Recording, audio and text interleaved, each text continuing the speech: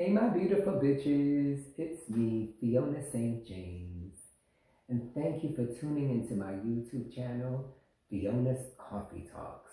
Don't forget to subscribe, and as always, I'd like to start off every morning with a fresh, hot, black cup of coffee.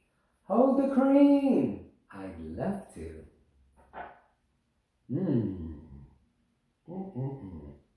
Coffee with a splash of Kahlua.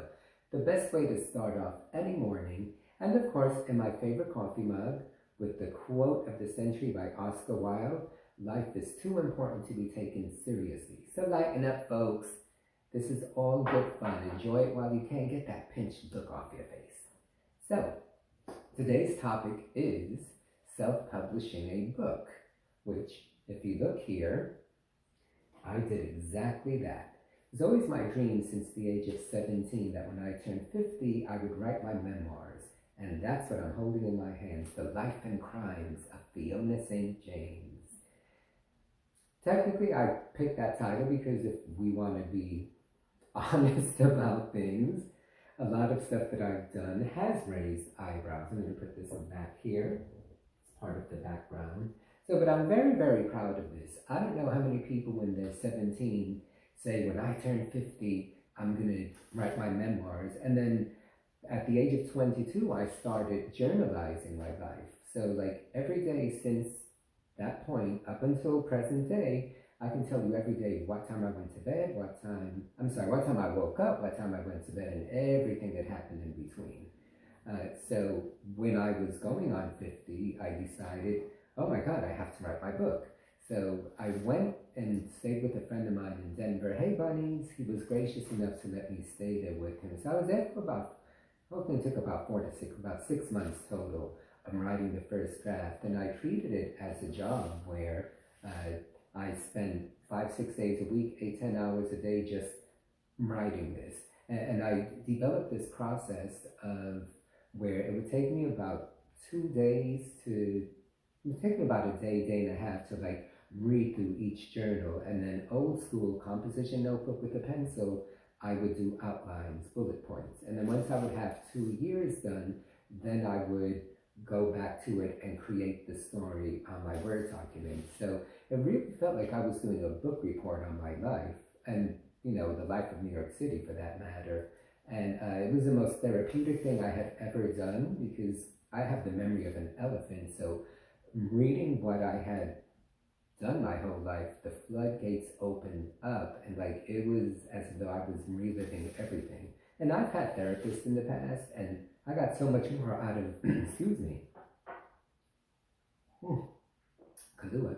I got so much more out of the process that I developed therapy-wise. You know, it just because I relived everything, the good, the bad, the ugly. So my book is very graphic and honest, and I didn't really leave anything out. You know, they always say, leave something for the imagination. Well, why? Why let people misconstrue things?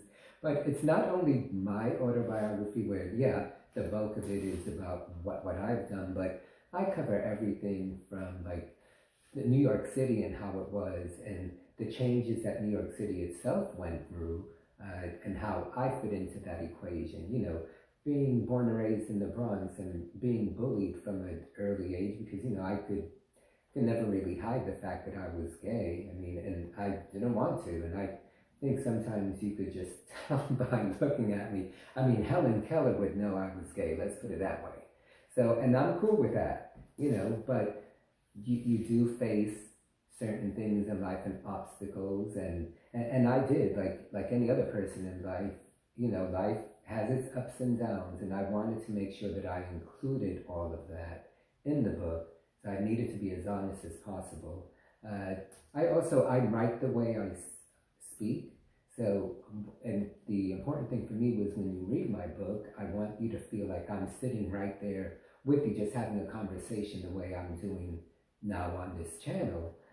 I also know to like pay homage to the people that came before me, because I realized that there were, you know, so many people, you know, beginning with the Stonewall riots and that whole movement, which was 1969. I was only 4 years old, but they, you know, the people that made that happen, that came before me, paved the way for my life to be easier as a gay male living in New York City, the same way that I think myself and people from my generation have made it even easier for the youth of now.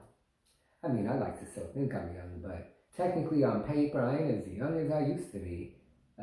So the book covers all of that, you know, and everything that I've done for my accomplishments, acting-wise, to the fundraising, to, you know, dating, you know, failed relationships, online dating, like everything. And it pretty much chronicles my life from birth up until the age of 50, but then also, like I said, the life of New York City, or the traveling that I've done, because I have traveled the world. I mean, I've been all over South America, all over the States. I've been to Europe a few times. I've even gone to Australia, which is amazing, quite the journey, you know, to get there, but the most incredible time I've ever had.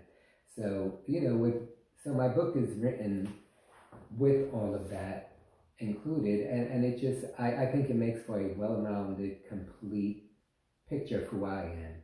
So, you know, if you have been enjoying my videos, and if you want to really get to the nitty-gritty of who I am without me holding anything back, because it is very no holds barred, and it's, you know, I can be a bit explicit, and you see when I do these videos, I can be a bit off the cuff, but I like doing that. You know, I don't necessarily script anything, I just know the topic, and then I'm like, action, go, and then I speak. And that's sort of, you know, how I wrote that book. So there is that feeling of you're in the room with me, and that to me was the most important thing. So my book is available. I'm self-published through Amazon, where you can get it through my website, which is FionaSt.com, or the book title itself, The Life and Crimes of FionaSt.com.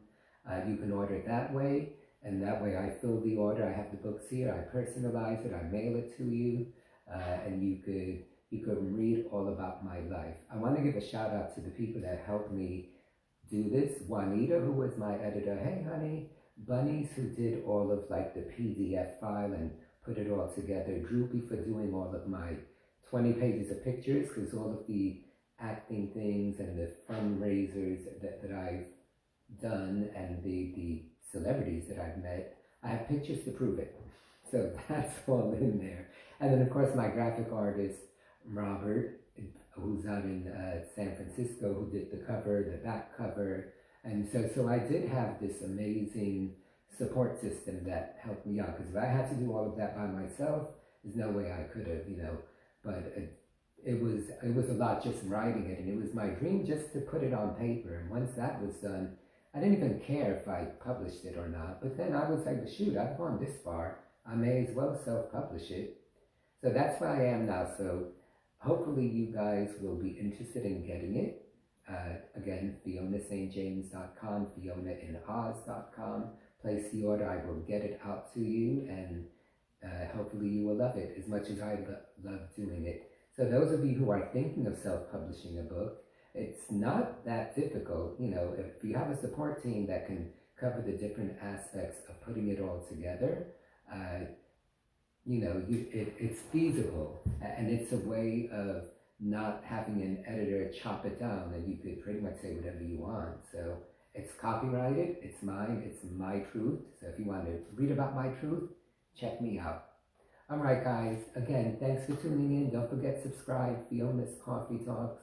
It's been, as always, wonderful being here with you guys, and I look forward to the next one. Thank you. Bye.